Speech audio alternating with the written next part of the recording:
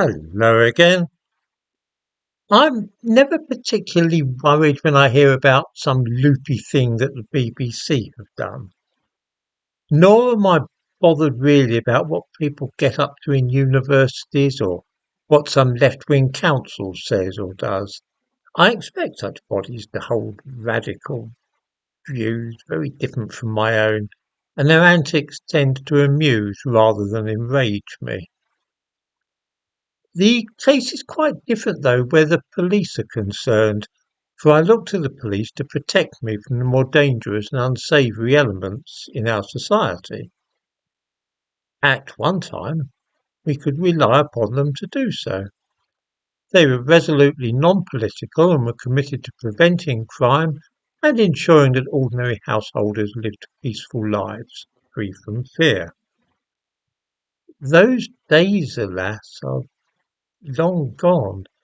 And now the police are actually at the cutting edge of crackpot progressive ideology, and they're often more with it an ideological left wing than social workers or those employed by the Race Relations Board.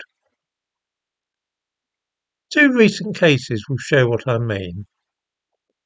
An Afghan woman called Farishta Jami has been living in Britain with her 4 children. She decided to fly back to her own country and join the Islamic State, with a view to her children becoming martyrs.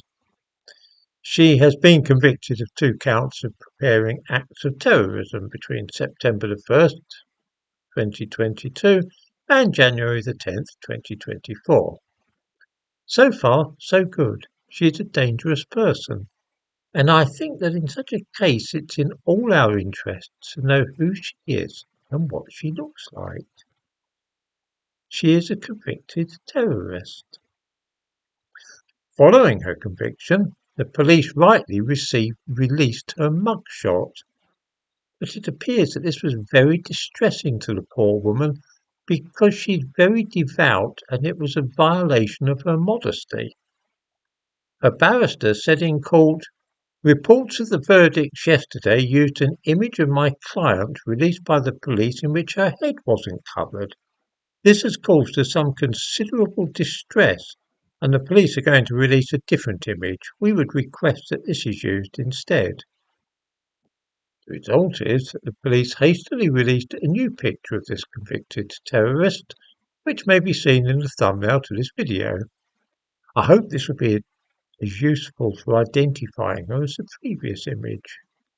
Why the police played along with this, I have no idea at all.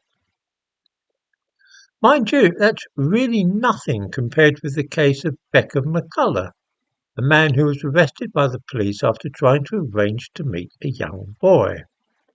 He was convicted of several offences the other day, including inciting a child to engage in sexual activity, and was sent to prison. This person is now calling himself Bex and posing as a woman. One would have thought that this is a terrible warning sign, something to set all alarm bells ringing, when a man is trying to lure a child into performing sexual act, because children often trust women more than men. However, the police were worried that they had been misgendering this awful person and have started to use the correct pronouns. In a statement, a police officer said, "The sentence handed down to McCullough reflects the threat she posed to children, and together with the indefinite order will help prevent her reoffending when she is eventually released." These offences, by the way, will be listed as having been committed by a woman rather than a man. This is why the latest crime stats show a spike in women supposedly abusing children and even committing rape.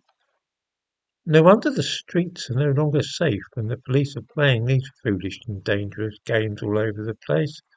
As usual, in the description to this video I give links to news items about the things which I've been discussing.